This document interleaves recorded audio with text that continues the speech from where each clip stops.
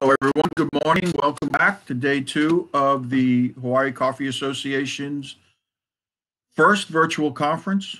My name is Chris Manfredi. I'm the president of the Hawaii Coffee Association. Thank you again for joining. A few matters of housekeeping. Our annual membership meeting is open and our voting is active. You should have received a ballot yesterday morning at about between 8 and 8:15. So please check your inboxes, and if you're an eligible voting member, please vote. We will close the voting today at 12:15, and that is for your new board of directors. Also want to take a moment to thank our sponsors. Our lead sponsor is the Hawaii Department of Agriculture through their Specialty Product Promotion Program. Thank you to the Hawaii Department of Ag and the entire staff, in particular, their marketing guru, Sharon Hurd, and the chairperson, Phyllis Shimabukuro-Geyser, for their leadership and support for Hawaii's coffee industry. Our platinum sponsors this year are Monarch Coffee, Savor Brands, Tricar Braun, and Greenwell Farms. Our gold sponsors are Satake, Kona Hills, Rural Crop Insurance. Our silver sponsors are Green Flash Coffee and Maui Grown Coffee. We're pleased today and blessed to have with us some of the finest researchers working in Hawaii on coffee at USDA's PBARC. That's the Pacific Basin Agriculture Research Center.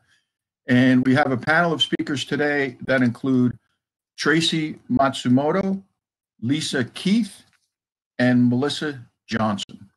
Without any further delay, we welcome them to our conference and hand over the floor to them. Thank you, Tracy, Lisa, and Melissa. Whoever would like to go first.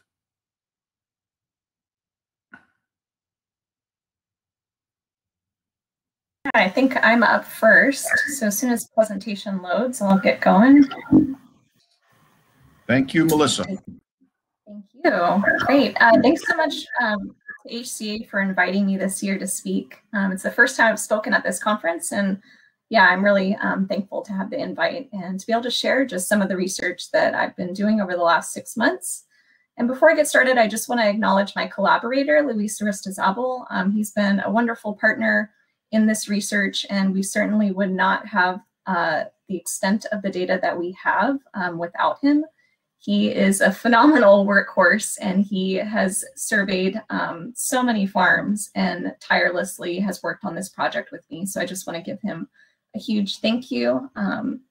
So we started this project in late December, and we really wanted to be able to get into commercial farms quickly and see what the extent of CLR incidence and severity was in these farms.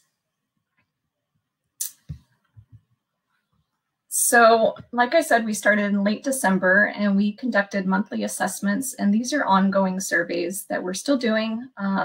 So far we've surveyed around 35 farms in Kona, 10 farms in Ka'u, and 1 over in the Hilo side. And we're looking at a number of things. First off, we're looking at incidence. So the number of leaves with CLR divided by the total leaves per branch times 100, that gives us percent incidence. We're also tracking percent severity. So leaf area with CLR divided by the total leaf area. And then we're also looking at weather. We still have weather stations that were set up from the CBB monitoring program. And so we've got about 6 of those over in Kona and a number in Ka'u as well. So those have been great for us to have to track weather at these different elevations. We're also starting to quantify shade on the different farms, and we're asking growers for farms that we're surveying to share their management records with us. So this is just a map of the fields that we've surveyed. Again, this is not a comprehensive map. HDOA has done many more surveys than this. This is just the farms that we have surveyed. So the green shows where CLR has still not been found. The yellow shows where we've detected CLR. So you can see that it's all clustered on the Kona side. Again, this is not the most up-to-date map. This is just our surveys. And you can see down in Ka'u, where we've surveyed 10 farms so far, that we still haven't found anything there, and we haven't seen anything over on the Hilo side yet. It is spreading though. So when we started in January, 64% of the fields that we surveyed in Kona were positive. That number's gone up to 80% in March, and we're up to 87% as of June.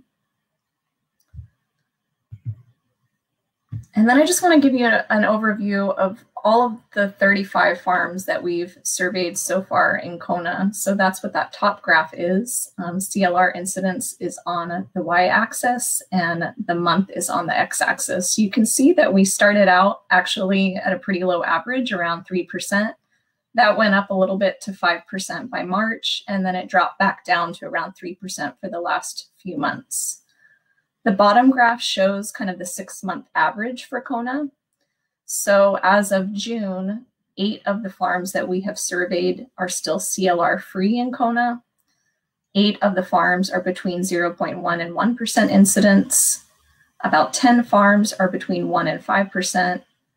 7 farms at 5 to 10, and only 2 farms are greater than 10% incidence. So I would say that growers are actually doing a really great job so far managing CLR on their farms, at least the farms that we have surveyed. I guess we thought that it was going to be a lot worse when we started. But once growers figured out that they had CLR on their farms, they really kicked up the management into gear. And I think that that has definitely contributed to keeping these percentages pretty low.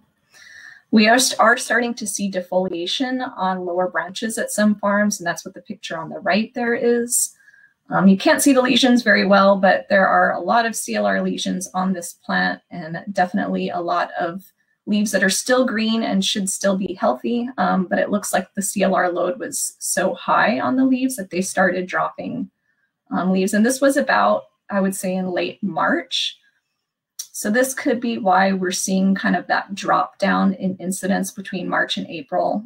It could be the end of that disease cycle and then starting a new cycle in April. We also wanted to look at CLR incidence and microclimate. So again, we have weather stations at a number of farms, and we used that data to try to infer relationships between rainfall, relative humidity, and temperature. So far, we're not seeing any relationship between incidence and rainfall or humidity, but this is probably a result of just not having enough data yet to detect those relationships. We are seeing a weak but significant negative correlation between incidence and temperature. And because we know that elevation and temperature are strongly negatively correlated, one way to look at this is to look at elevation and incidence. So the graph on the right shows elevation on the x-axis in meters, and on the y-axis we have incidence. And you can see the incidence is pretty low at lower elevations between 200 and 400 meters. And then as you get up into higher elevations over 600 meters, it's also fairly low. And so there seems to be a sweet spot for CLR between 400 and 500 meters. If we break it down by month, which is the graph on the left, we again see that those mid elevations seem to have the highest CLR incidence, but this difference is not significant, and you can see that there's a lot of variation, which is shown by the error bars. And then I just wanted to kind of show you what the microclimate looks like at these different elevation groups. So again, the low elevation is between about 150 to 400 meters. So you can see that those temperatures are pretty high. And quite a bit lower relative humidity and low rainfall. If we look at the opposite end of the spectrum, at high elevations, we see cooler temperatures, higher humidity, and pretty consistently high rainfall. And then at the mid elevations, we see temperatures between 18 to 23 degrees throughout the year.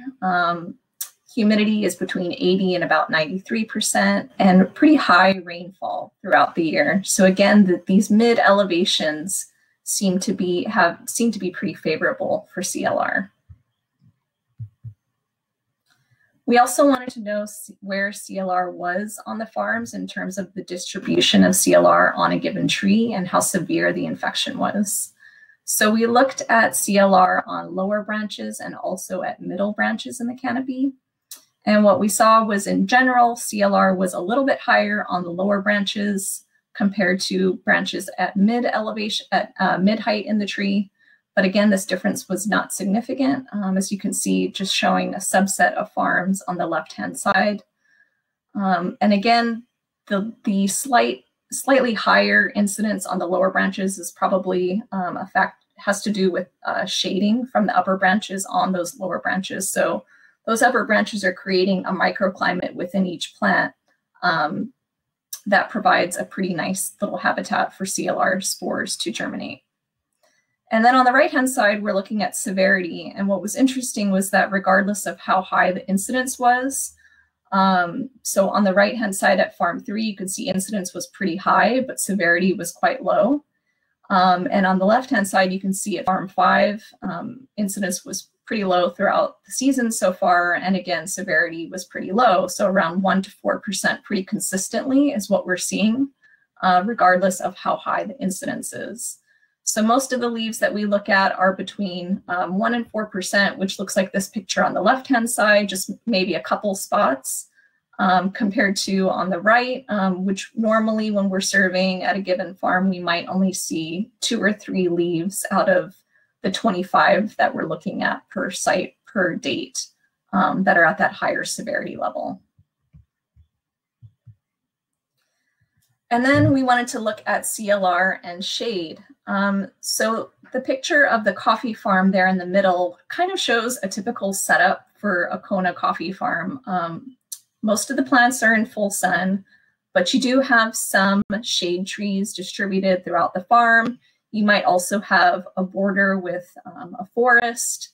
So it was at these kind of borders that were shaded and under these large shade trees that's where the CLR seemed to be most prevalent. That's where we first detected CLR on most of the farms that we surveyed. So under these shady areas, the shade is really dense. I'm talking between 30 to 100% shade. So that might be like under an avocado tree or along the border of a forest. And that's not to say that ohia trees or some of these other fruit trees don't provide shade, but the shade is low enough for those trees that it's not making a huge difference in terms of the CLR on the farm. So again, CLR hotspots we are observing to cluster under dense shade trees and along borders. And we are seeing a weak positive correlation between canopy cover and incidence. And then we've also been collecting management records for CLR. So all of the farms that we have surveyed conducted end of season pruning. Almost all of the farms also have applied fertilizer between 1 and 2 times. All of the farms have been conducting weed control, either manual or herbicide. There hasn't been a whole lot of shade tree management. I only know of 1 farm so far that has pruned back their large avocado and some other fruit trees based on our finding of CLR just last month under those trees. And so they pruned those back quite a bit and it looks a lot better this month. The incidence fell pretty significantly once they opened up that canopy and let the air flow through. Actually, all of the farms but 1 used copper-based or hydrogen dioxide-based preventatives between 1 and 3 applications. The only farm that didn't apply a preventative is still CLR-free. This is likely a combination of the farm being pretty isolated from other farms, and it's also in a drier location in North Kona. But everyone else has been applying preventatives, and a few farms have started to spray the systemic fungicide as well. So it seems that a combination of the preventatives and these cultural controls have really helped growers to keep incidence levels fairly low. And then we haven't been surveying feral and unmanaged coffee. We're hoping to do that as we get additional field help. But I do just want to share some of my observations from the areas that I've been working in. The picture on the far left is feral coffee that's just along the roadside. And I think you could probably see that there's a lot of CLR. This was back in late January. And then in the middle, you can see the same patch of feral coffee that is really defoliated. That was about mid-March. And I don't have a picture of it, but now there's new growth coming into this patch again, and the CLR cycle seems to have started again. We're starting to see new lesions develop in this patch of feral coffee, and this seems to be a pretty consistent cycle. So starting out really heavily infected, and then we get defoliation, and then we get new growth, and we get a new cycle starting again. So on the far right, it's kind of a typical setup for a Kona neighborhood that has a lot of coffee in it. There's feral coffee right on the roadside. You're pretty much driving through it a lot of the time. And then just across the street, there is unmanaged coffee that's pretty overgrown with weeds. And then just across from there, there's several managed commercial farms. So all of these different farm types are in very close proximity. So it's highly likely that this is all contributing to the dispersal and spread of CLR. So we're really hoping to get out there soon and be able to start monitoring some of these feral and unmanaged coffee farms so that we can get a better understanding of the role that they're playing in this larger disease cycle. And that's all I have for you today. I just wanted to share some of those results that we've been gathering over the last 6 months. Thank you so much to all the growers that let us access their farms. I know that it was kind of a sensitive topic when we first discovered CLR on Hawaii Island. And I really thank the growers that were forward thinking in letting us come into their farms and share their records with us and let us try to help them get an understanding of CLR. Monitoring is so critical, and Emilio talked about that yesterday. You really need to get out into your farm and see what's happening. That's really the key for controlling this disease. So if you haven't already, please try to get out there and start doing some monitoring in your field, and it will definitely help you get a handle on this problem. I also want to thank my field techs, Austin and Colby, for assistance in the field and lab, and all of you, because I think together we can successfully manage CLR, and I think it's just a matter of continuing communication and continuing to get out into the coffee farms and seeing what's happening and seeing the results of all of these different management practices. Thank you so much, and I'm happy to answer any questions at the end of the panel.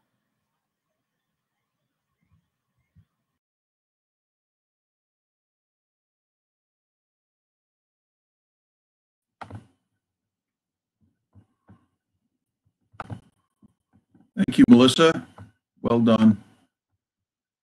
Next up, we have Lisa Keith speaking on coffee leaf rust in Hawaii, fungal attacker revealed. Lisa, the floor is yours. Thank you very much, Chris. Thanks so much for HCA and inviting us to give an update on everything that we're seeing.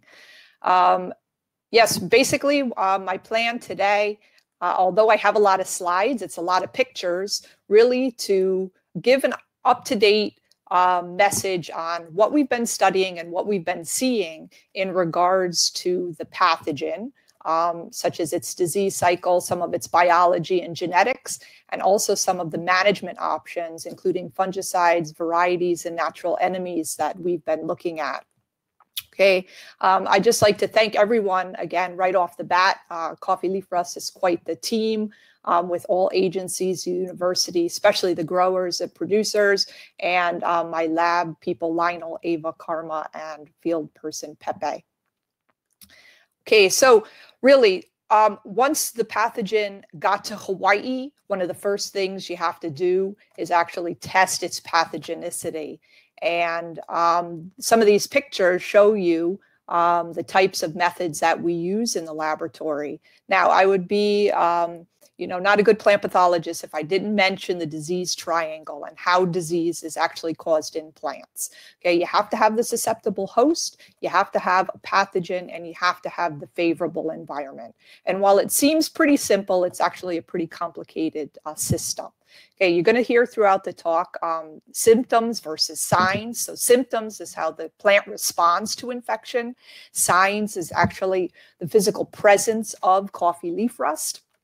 And All of these three components, the host, the pathogen, the environment, need to work in the best possible way at the right time for disease to occur. So we're going to try to minimize or eliminate a portion of this triangle to help manage disease. Okay, so as far as the first, getting started with pathogenicity testing,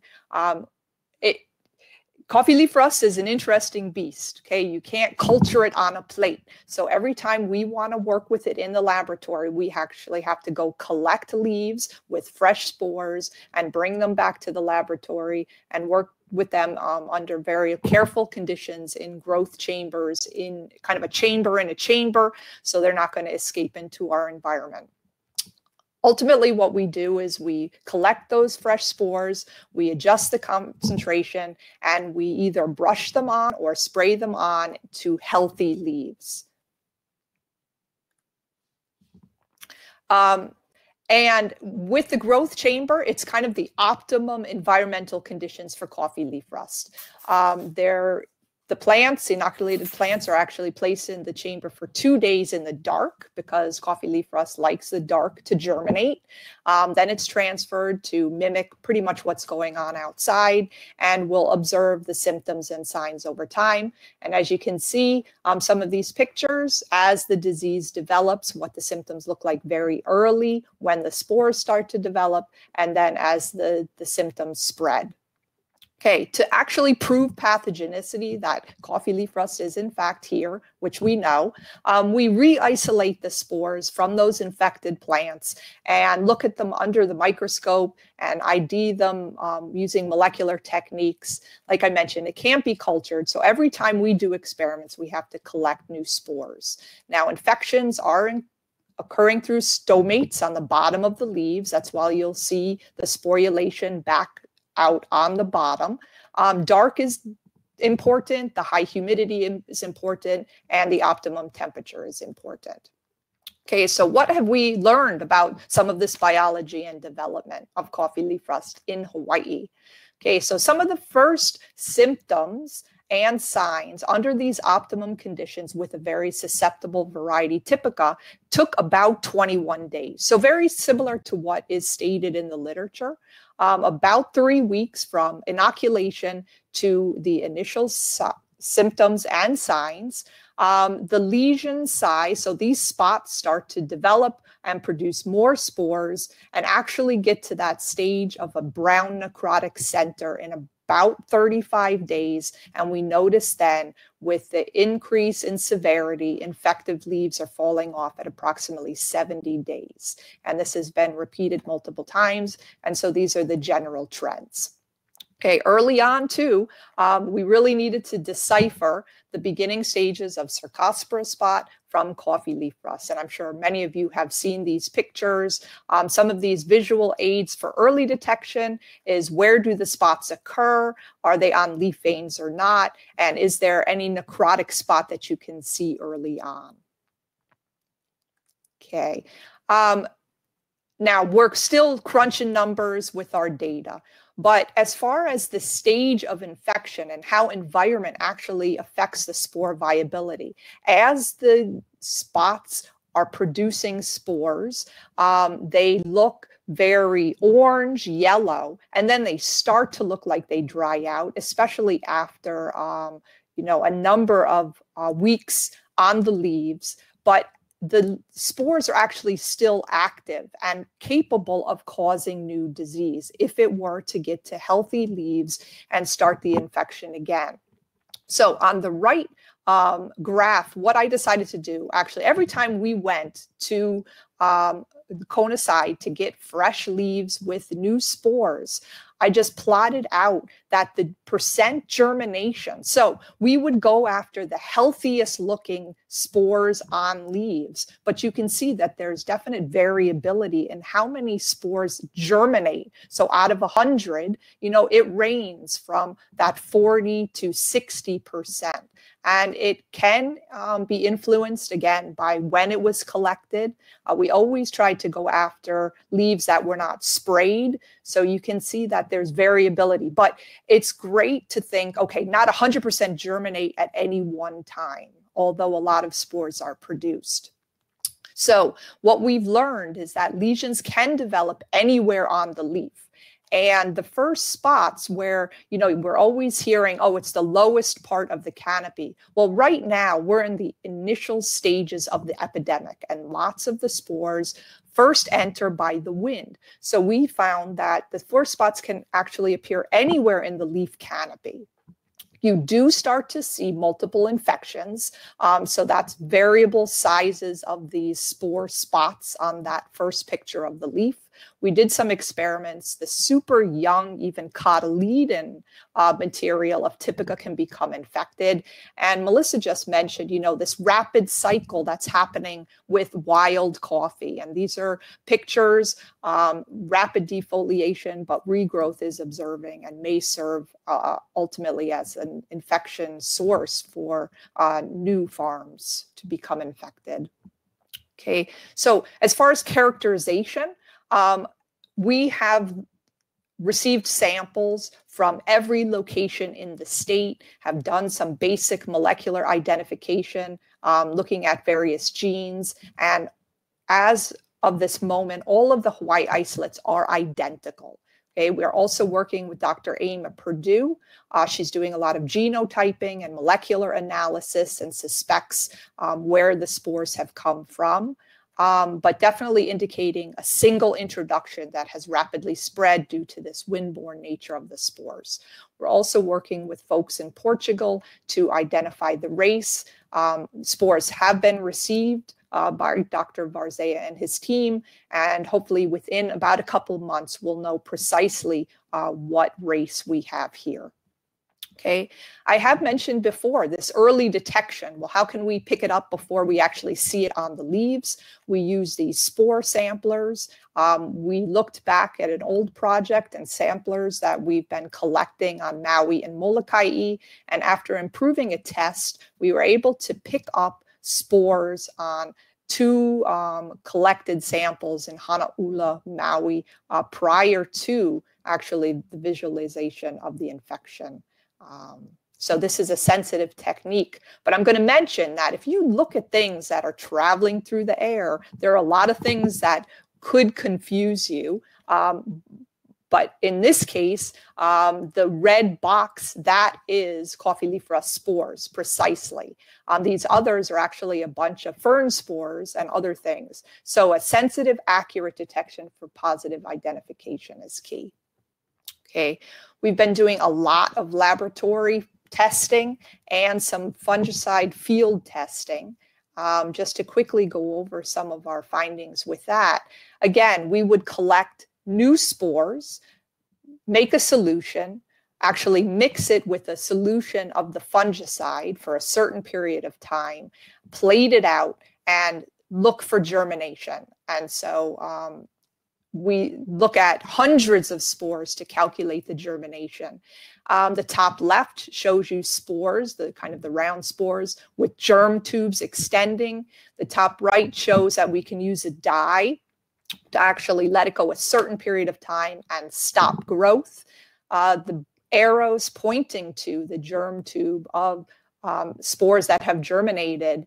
And in contrast to the upper left, which could just be the water control, we're looking for the bottom right, where you see no germ tubes. And so we've actually tested about 7 of the biologicals and coppers registered for use. All of them show very good promise in the lab. We are working with Julie in the IR4 program and what she's going to put out into the field. Most of them look really great, and looked at additional 10 plus other products and chemicals. It is critical, the direct contact and timing. So all of these, particularly the biologicals, the coppers, need to be directly in contact with the spores, and how long it has to be, you know, minutes, rather than just a casual contact and then rain washes it off. Okay. We also looked at sanitation protocols, you know, the recommendation of using alcohol or freshly prepared bleach. Well, we wanted to make sure those in fact killed spores, and that list does 100% knockout germination. we set up a field trial to look at these coppers and biologicals in the field.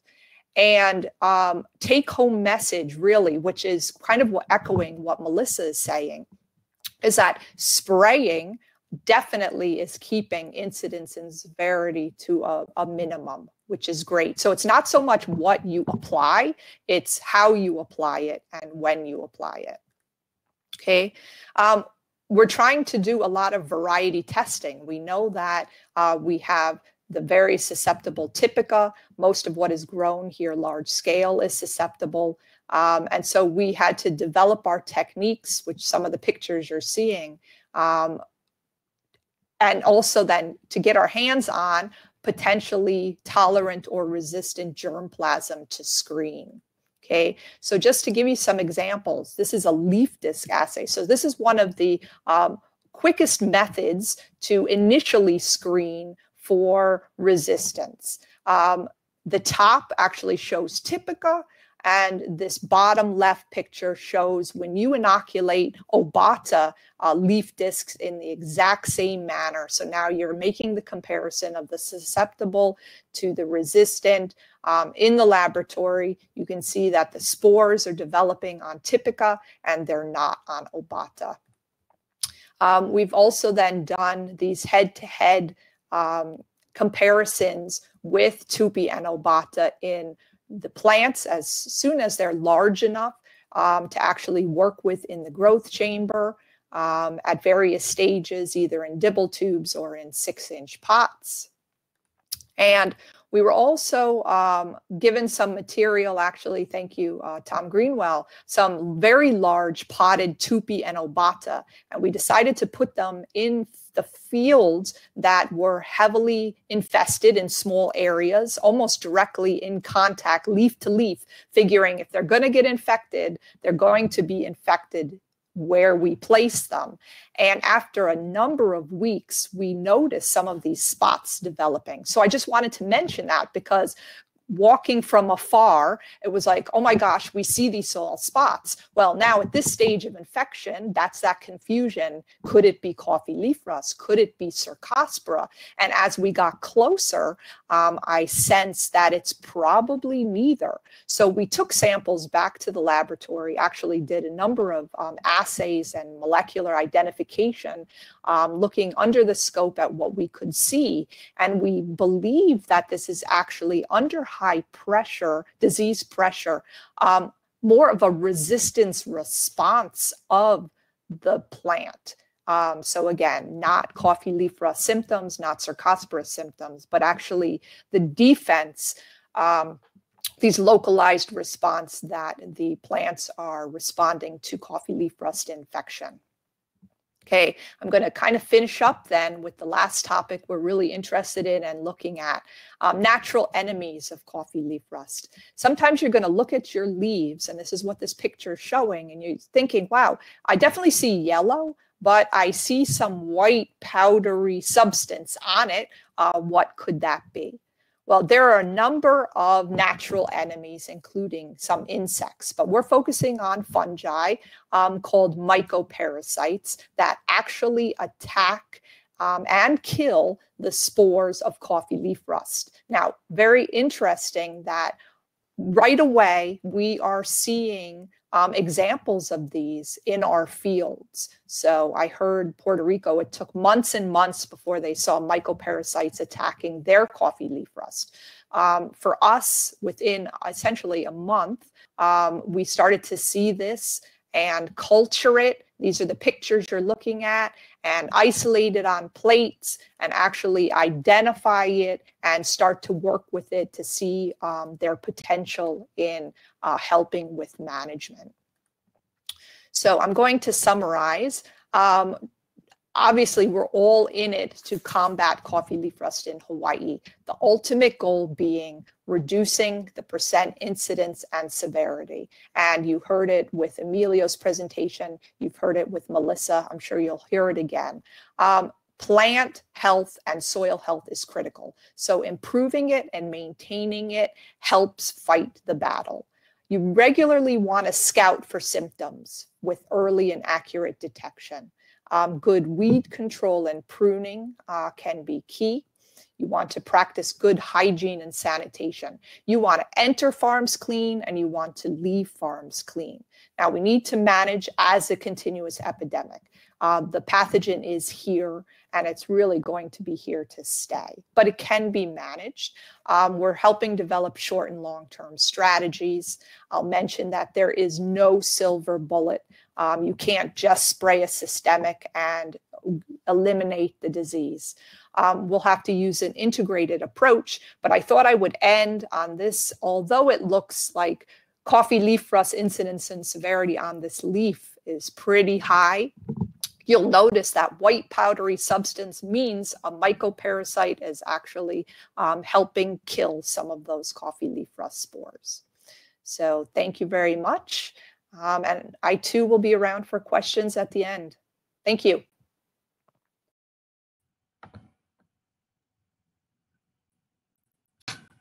Thank you, Lisa. That's some fantastic research. Very interesting. Our next speaker is Tracy Matsumoto, speaking on coffee leaf rust resistant variety trials in Hawaii. Tracy? Thank you.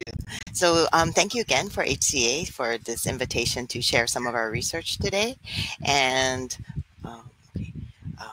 what I'd like to talk to you about today is kind of give you an update on our coffee germplasm, the genotyping of coffee and the importance to the germplasm, as well as our variety work, and talk a little bit about the international multi-location variety trial that we're participating in.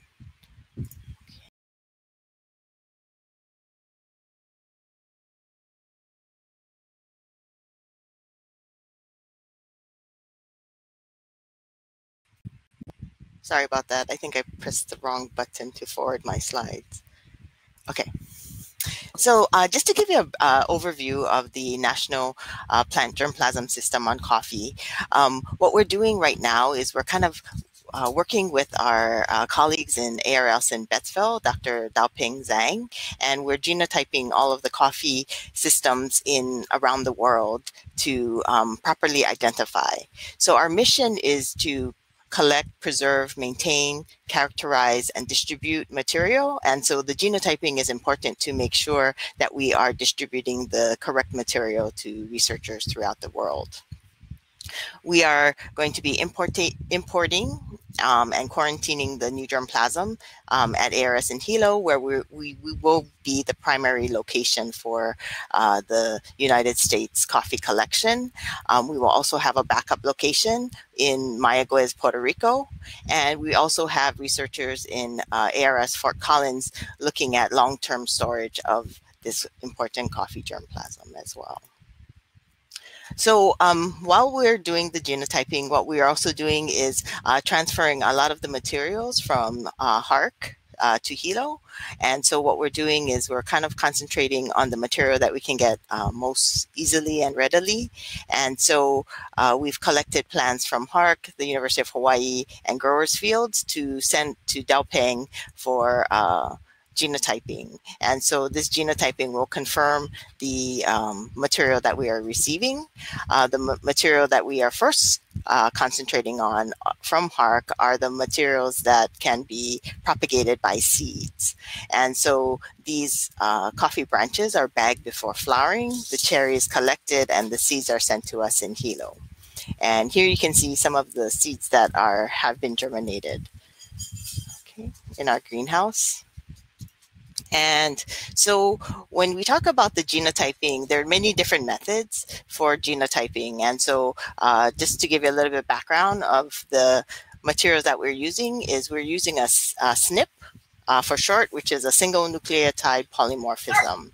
And so what a SNP is basically it's a change in DNA sequence that occurs in a significant degree of the population, so greater than 1%. And so here you can see some DNA sequences, and you can see within this position on these different individual lines, coffee lines, you can see a transition from a C to a T. And so that would be considered one of our SNPs.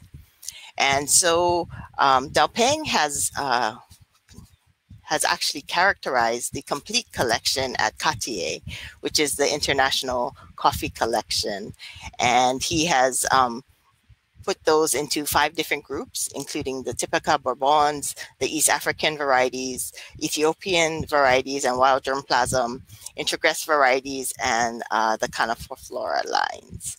And so he's also worked with gene banks in Africa, and so he's developing these markers. And so this is a subset of the type of markers that he's been using. And so you can see this kind of just shows you the lengths of the markers that he's amplifying and sequencing, and as well as what chromosome and location they are in the coffee genome. Okay. And so what you can see here is the difference in the SNPs that he's actually looking at. So on the top row, you can see that there's many of the sequences have a CC, but if you look, some of the individuals have a TT. And by using this and using over multiple SNP varieties, what we're able to do is kind of group the plant material into different groups, including some of the different varieties. So here on the top left corner, you can see Typica, Katuai on the bottom, and as well as the Bourbons on the right-hand side. And so this would be used to kind of group together to see what coffee varieties we have or what backgrounds are in there. And so one of the practical applications of this technology is to use it for the detection of off-type trees. And so what you're looking at here is 2 different methods of analyzing the data of different coffee individuals. So where you see a solid color like the red in that first column, or the cyan in that upper portion, what you see is that means that it is a pure line. The ones where you see the different colors in it possibly indicates that there is some introduction of another variety into the mix, and so you don't have a pure genotype.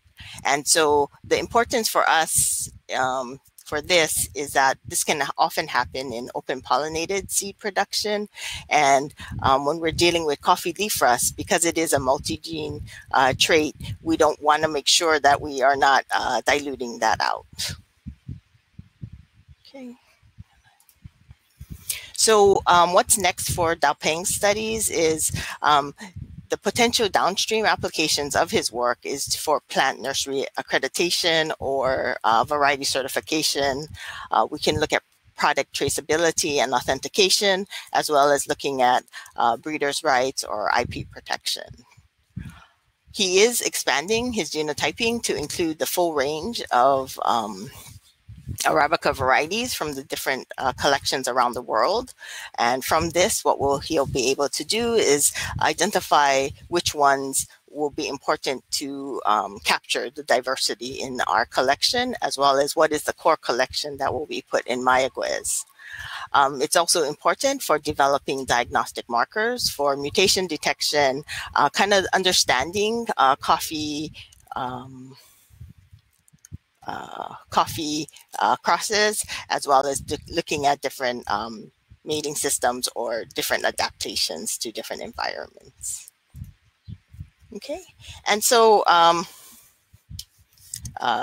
what he's also done is, so he started with some of the heart collections. I'm just going to briefly go over this slide just because I'm not sure if they're going to cover it in the next hour, but you can see some of the different hybrids as well as some of the different groupings of the different varieties here. Okay. So just to let you know, so most of you are kind of familiar as we're looking for resistance to coffee leaf rust. You can see, or maybe you can't see, but you can see this purple shade off to the right-hand side, which is kind of a light lavender. And so those are the strains or the coffee varieties that have Robusta in their parentage. So we know that Robusta is from the Caffea canephora. And basically, what we were able to do is in the 1920s, they found the Timor hybrid, which was a natural cross between the Arabica and Caniflora. And then they found that to be resistant to coffee leaf rust. So while it has the disease-resistant features, it also has a high yield. However, it has a very bitter taste. And so the importance for us in this study is to make sure that we can bring over the disease resistance, but also look for a coffee that is suitable for the specialty crop market. Okay. And so, which brings us to the study that we're doing. So this is a cooperative research project that was actually initiated by Dr. Chifumi Nagai at HARC.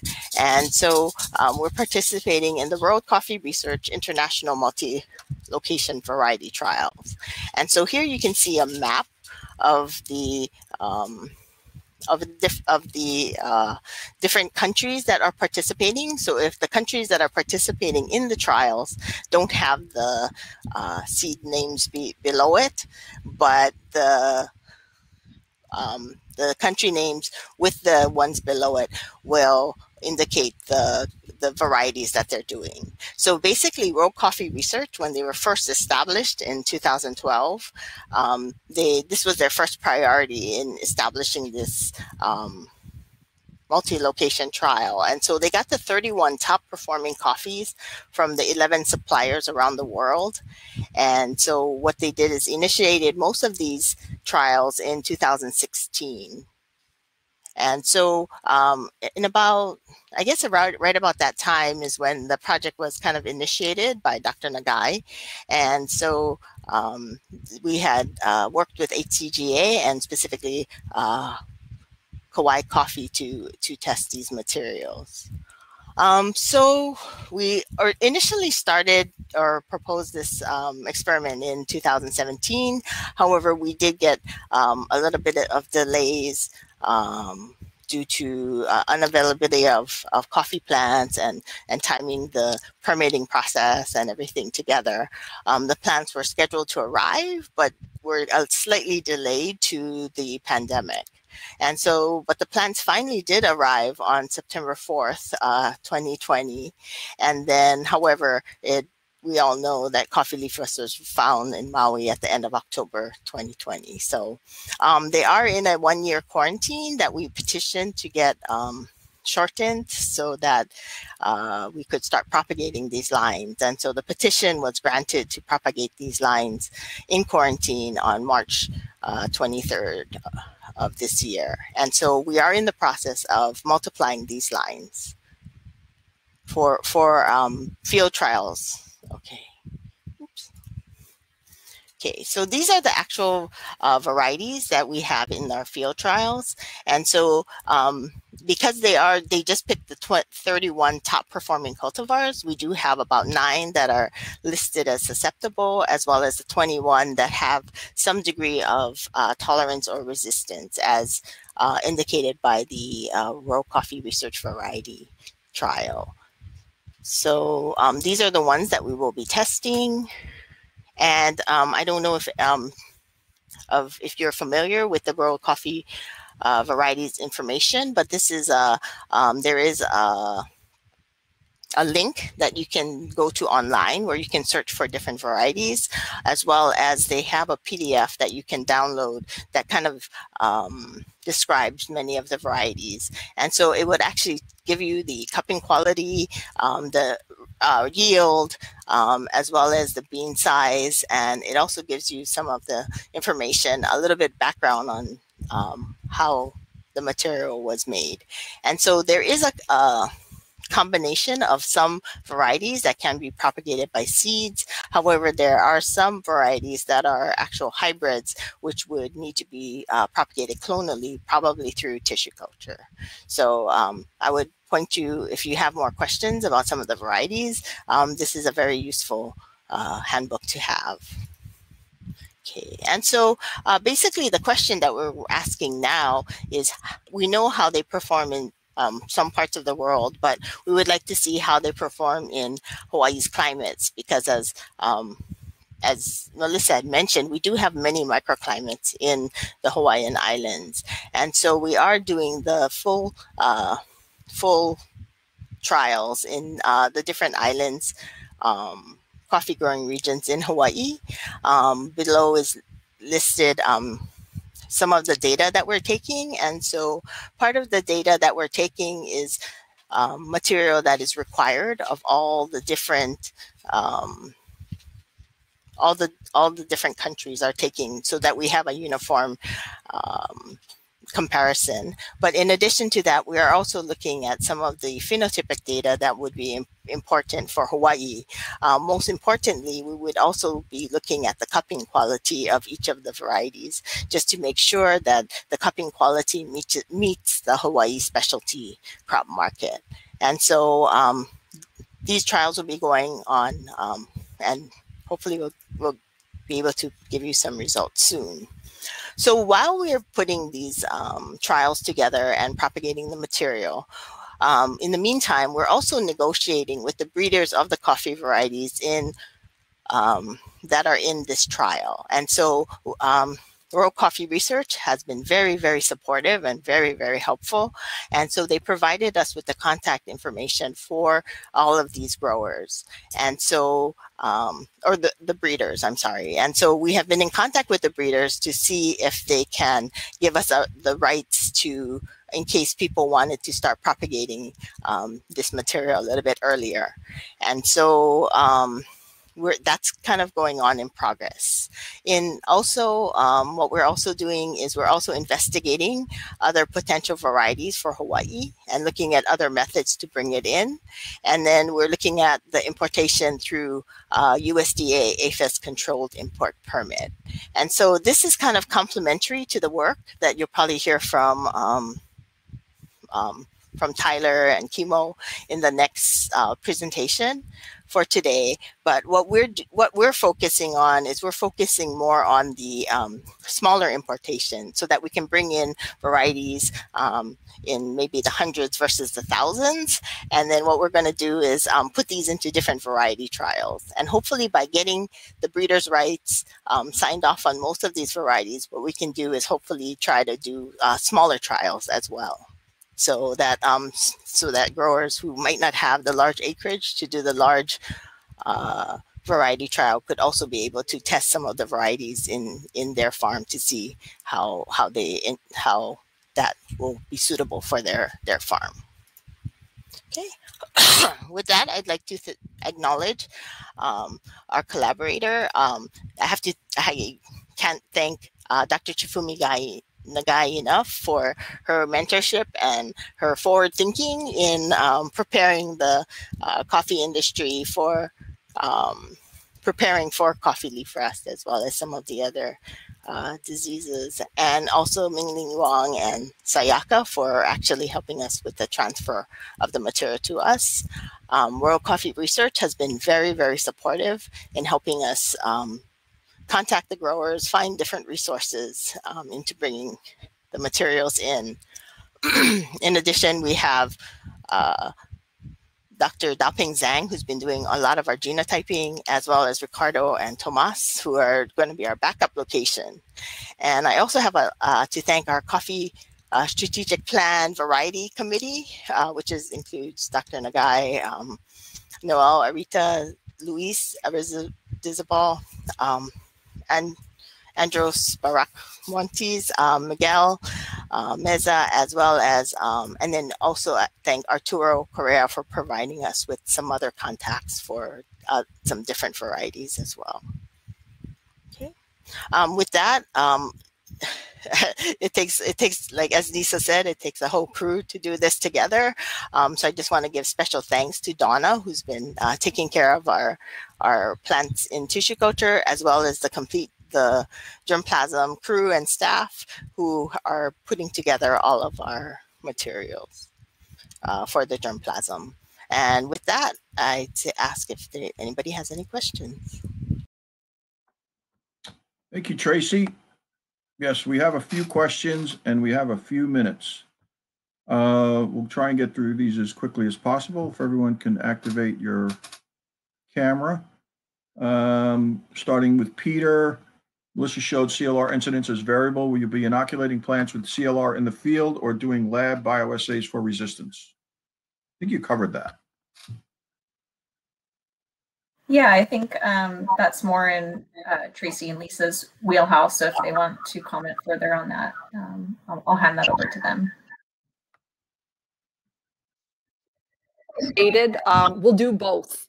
We'll do, as soon as there's enough material to get started with those leaf bioassays, we can, but it'll be the natural infection for the trial in the fields.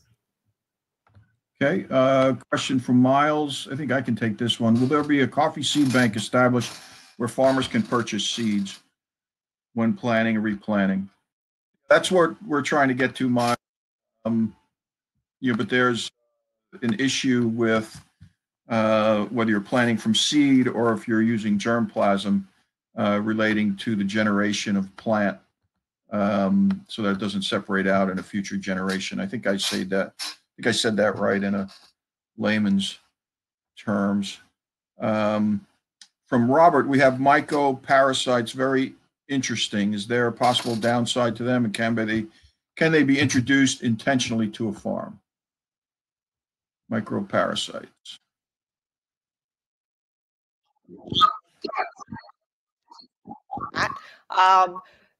To my knowledge, there really is no downside to it. They're really not being used to any degree as far as farm-wide management at present, but we're really trying to establish what is there, where they're located, what season perhaps do they thrive at, and how we can help gather enough information to figure out how we could use them and what would be the best application.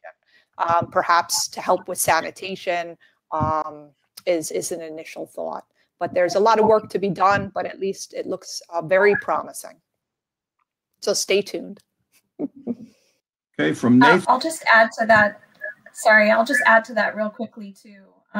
That definitely the farms that are spraying fungicides more regularly, we are not seeing this fungal attacker as much as you'd expect, right? Because a fungicide and it's going to kill all the fungus that's on the farm and on the trees. So I guess that would be a downside to spraying fungicides. So the organic farms, we're seeing more of the mycoparasite as opposed to the farms that are spraying fungicides more consistently. So I'll just throw that out there too.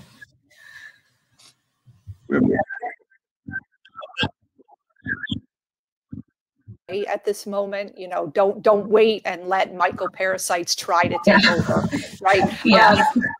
We definitely have a lot to learn, but that's a good point, Melissa. Thanks. Yeah, definitely. The spraying of the systemics, we're seeing really great results. I mean, not the systemic, the preventatives. We're seeing really good results, whether it's the oxidate or the copper-based preventatives. And you can see really quickly after the sprays, the spores drying up, which I think Lisa showed some pictures of leaves that look like, they were really dried up. So I think the preventatives that are available are doing a really great job, along with the pruning and weed control. For Melissa, you said that the defoliation in Kona, you began to see new growth in those areas. Are you seeing coffee leaf rust affecting the new growth?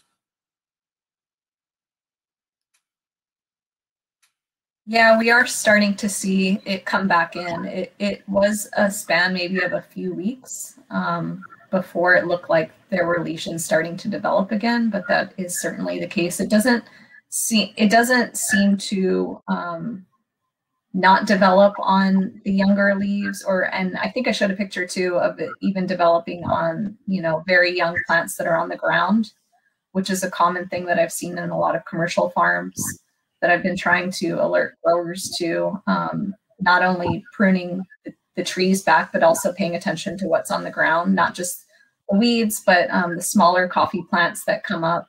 They seem to get heavily infected as well, and that could be a source of inoculation for those lower branches on the trees too.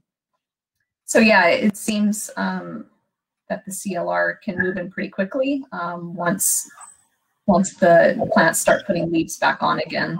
It doesn't seem to take very long. So we're hoping that once we start actually monitoring those feral farms with some consistency, that we'll start seeing some more obvious patterns. But at this point, it's just me taking drive-by photos. So once we get more funding and more manpower, we can say with more certainty what these cycles look like. Okay. We have a question from Una. Organic farmers are spraying both copper, oxidate, and bacillus sprays too. Is the systemic fungicide that is stopping the white fungus?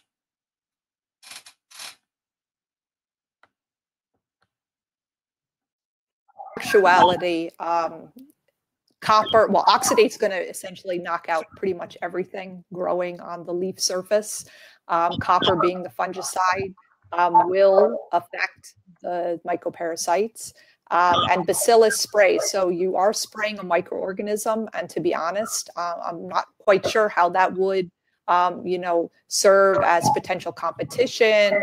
It's not that it would kill the mycoparasite, but it could compete for nutrients or for the actual host, coffee leaf rust.